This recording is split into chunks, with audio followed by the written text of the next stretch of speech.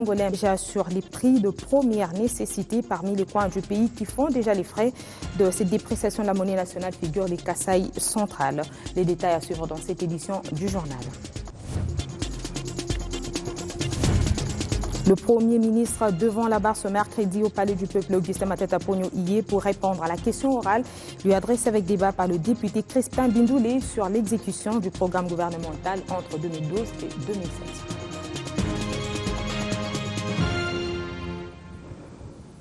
Bienvenue à tous. Matata Ponyo devant les élus. Ce mercredi au Palais du Peuple, le chef de l'exécutif national doit répondre à la question orale avec débat du député national Crispin Bindoulé sur le niveau d'exécution du programme du gouvernement entre 2012 et 2016. C'est depuis septembre dernier que cet élu du Nord Kivu sur la liste UNC avait saisi le bureau de la Chambre basse du Parlement sur la question. Appelé pour répondre le 10 décembre dernier, le Premier ministre avait sollicité un report pour apprêter les éléments de réponse. La matière a été finalement classée prioritaire pour cette session de mars.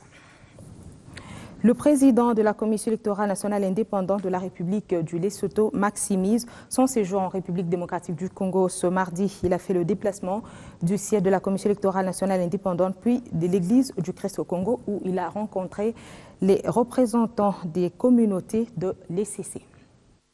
C'était une journée marathon pour le président de la Commission électorale nationale indépendante Lesotho.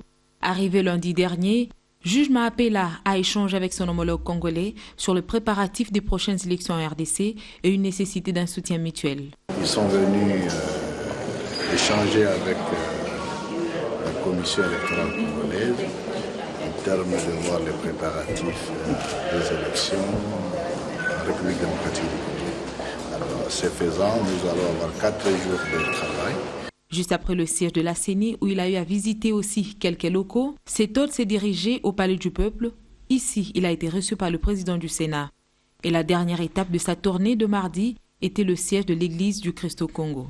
On a décidé en tant que forum de commissions électorales, les États membres de la SADC, de venir rendre visite à un de nos membres pour savoir quelle est la situation dans le pays. Et on leur a transmis notre message pour essayer de les renforcer et trouver également voir tous les partenaires qui sont en train de travailler ensemble pour les élections à venir. Et c'est ça, c'est une question que nous avons discutée au cours de cette réunion qui vient de se passer. Et donc, les représentants de l'ECC ont donné aussi leur perception des échanges. Nous leur avons donné des réponses par rapport à leurs questions en ajoutant certains éléments,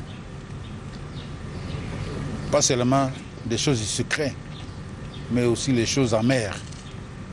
Et comment est-ce qu'ils ont donné la solution à des choses qui sont amères ou à des choses qui sont secrètes, qui peuvent aussi nous rendre un mauvais service.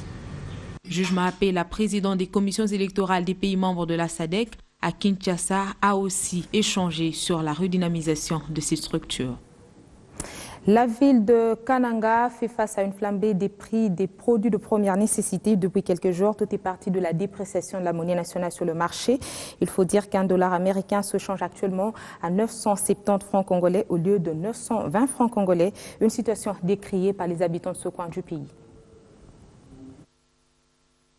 Les consommateurs de cartes prépayées de la ville de Kananga dénoncent la hausse des prix des unités. En effet, 1000 unités qui se vendaient il y a soupé à 8600 francs congolais se négocient actuellement à 9200 francs sur les détenteurs de shops et autres cabines publiques. La victime explique la situation. Il est très difficile de se procurer 10 unités. On a constaté ça avec 100 unités, on l'achète aujourd'hui à 1200 francs sur la ville. Ça complique aussi la communication. Pour nous les consommateurs, vraiment, c'est déjà... On est dans les difficultés pour communiquer. On était déjà habitué à un 100 francs, à un 200, à 300, mais aller jusqu'à 1000, à 700, on ajoute 100, on ajoute 50, c'est déjà des complications pour nous les consommateurs. Selon un économiste de formation interrogé à ce sujet, cette situation s'explique aux raretés de billets de la monnaie étrangère sur le marché. Le problème de la stabilité ou instabilité monétaire, c'est un problème complexe. Évidemment, lorsque la monnaie fait un effort pour changer, là nous sommes en train de parler en termes du changement du taux d'échange. Il faut mettre en tête que le grand problème est d'établir les rapports qui doivent exister entre deux monnaies. Ces rapports se font en termes de masse monétaire en circulation. Lorsqu'il y a une masse monétaire qui va primer sur une autre monnaie, rassurez-vous, la monnaie qui va être rare sur le marché va devenir chère.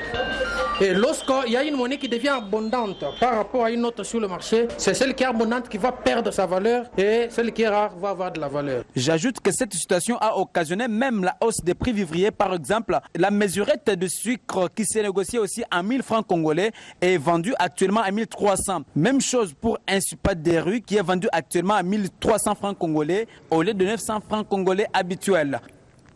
Et dans le Haut-Katanga, la solution du marché de maïs aliments de base des Louchois se réconforte et les cantines populaires sont ouvertes à travers la ville. Le sac de farine de maïs de 25 kg se vend désormais à 14 000 francs congolais. La description avec notre permanent dans la région, Jean-Jacques Lukumwina.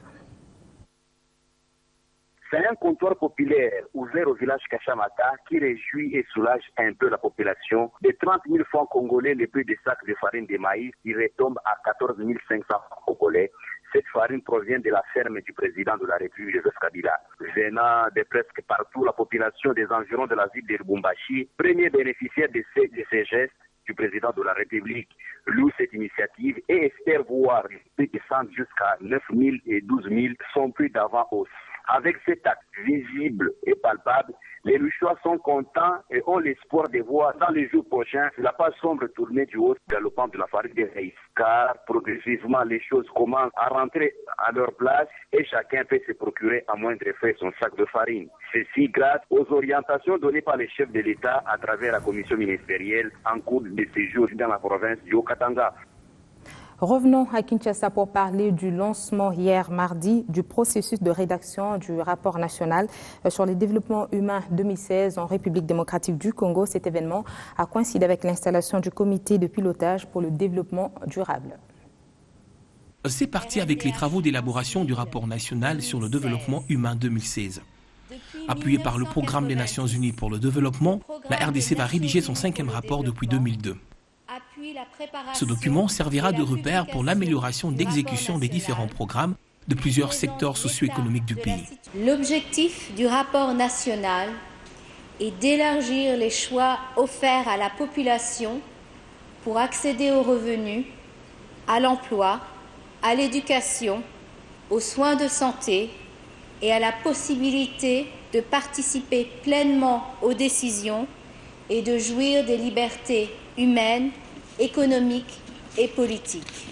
En installant ce jour le comité de pilotage qui doit rédiger ce document, le ministre du Plan, Georges Wimbi, soutient ici l'engagement du gouvernement à accélérer la politique de la décentralisation. La décentralisation est une disposition constitutionnelle dont les premières étapes ont été franchies par la mise en place des nouvelles provinces et l'organisation des élections de gouverneurs appelés à les animer. Je me dois donc aussi d'ajouter que la version définitive du thème retenu en juillet 2015 procède de la détermination de participants de voir le défi de la décentralisation réalisé dans un contexte de stabilité de cadre macroéconomique et d'une croissance inclusive couplée à une vision concertée propice à un développement durable. Ce travail interdisciplinaire sera réalisé par les cadres de l'administration publique, les professeurs d'université et bien d'autres experts du développement socio-économique.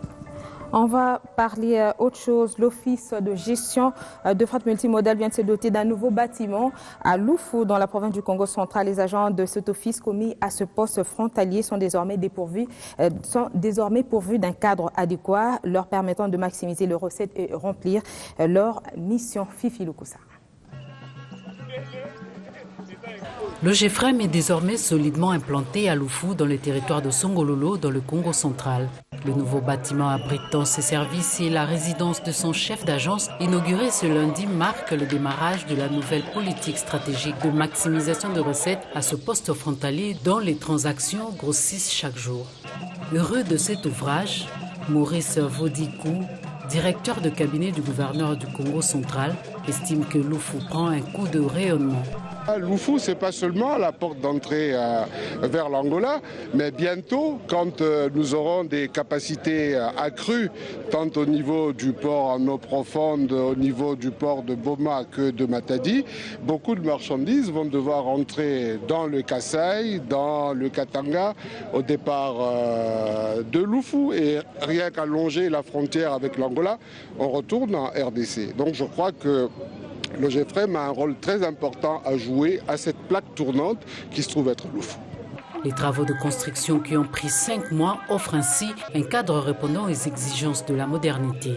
Des bureaux, une salle de réunion, équipements informatiques, groupe électrogène, panneaux solaires ainsi qu'une moto pour la mobilité du chef d'agence. De quoi faire dire au DG Anatole Kikwa que le GFREM, Loufou, se lance dans une ère nouvelle. Nous sommes venus pour l'assistance de proximité aux chargeurs. Nous sommes venus pour avoir les statistiques, pour suivre tout ce que nous allons percevoir ici comme commission 0.5. Ici, c'est une porte d'entrée.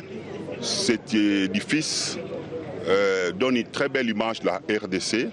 Je crois que les autres entreprises viendront ici pour le développement, non seulement de la province du Congo central, mais pour le développement de la RDC. S'exprimant au nom des agents et cadres, le président de la délégation syndicale provinciale ainsi que le chef d'agence se sont exprimés en ces termes. C'est d'abord l'avenir des agents que notre DG est en train de protéger. Parce que quand vous n'avez pas des investissements à long terme, un jour vous risquez de disparaître. Le GFREM doit la mission de la promotion du commerce extérieur. Loufou à l'avenir, nous devons tout faire pour aider le chargeur, aider les importateurs à résoudre des petits problèmes par-ci par-là. L'occasion faisant le larron, le nouveau directeur provincial de l'OGFREM du Congo central, Bruno Umba, a été présenté à ses agents. L'armée rwandaise était bel et bien sur le sol congolais. L'affirmation est du directeur de la presse de la 34e région des FARDC, le capitaine Guillaume Dji, qui est présenté mardi à la presse les résultats de l'enquête de la délégation de l'armée effectuée dans les localités de Kabagana 1, 2 et Chegera dans le groupement de Kibumba, territoire de Nyiragongo. Cette même source indique que les FARDC sont psychologiquement bien armés pour toute éventuelle attaque. L'armée rwandaise a bel et bien été en territoire congolais. Je viens de vous le dire. La population aussi vient de vous le dire. Les Rwanda Defense Force sont passés par la borne 123. Nous sommes dans la localité de Kabagana, en groupement de Buumba, territoire de Nyiragongo. Eh bien pourquoi? Parce que l'armée rwandaise est passée par cette borne 123 et l'a pénétré à l'intérieur du territoire congolais jusqu'au-delà de 1 km pour aller par après ressortir à la borne 120. Les forces armées de la République démocratique du Congo sont là. Elles ont pour mission non seulement de sécuriser l'intégrité territoriale, mais aussi de protéger notre population. Et ça, nous le ferons. Pour ça, nous rassurons notre population qu'elle garde son calme parce que l'armée est là pour ça. On va parler sport à présent à 14h30 heure de Kinshasa. Le tout-puissant Mazembe offre son hospitalité à Wydad Atlético, club de Casablanca. Un match retour des huitièmes de finale de la Ligue des Champions de la CAF à Lubumbashi et à 19h30 heure d'Afrique du Sud. C'est l'ASV Club qui jouera aussi sa qualification pour les quarts de finale du même championnat contre Mamelodi Sundowns. V-Club joue à Pretoria. On rentre à Kinshasa pour parler épifkine, une bougie, un mouchoir sur la tête, maillot jaune, orange, symbolisant le FC Renaissance qui joue cet après-midi contre l'OC Odima au Stade Tata Raphaël. Match comptant pour la 34e journée du championnat de l'entente provinciale de football de Kinshasa. Dans le classement partiel de ce championnat quinois, le FC Renaissance du Congo a lui seul 95 points, suivi de l'AC Rangers qui a 78 points, 95 points, suivi de l'AC Rangers qui a 78 points. En cas de victoire de l'équipe chère à Pascal Mukuna, FC Renaissance sera sacré champion de l'épifkine. Et en cas de la perte de cette rencontre, donc l'équipe sera retardée. Fin de cette édition d'actualité, Madame, Messieurs. Merci de rester avec nous.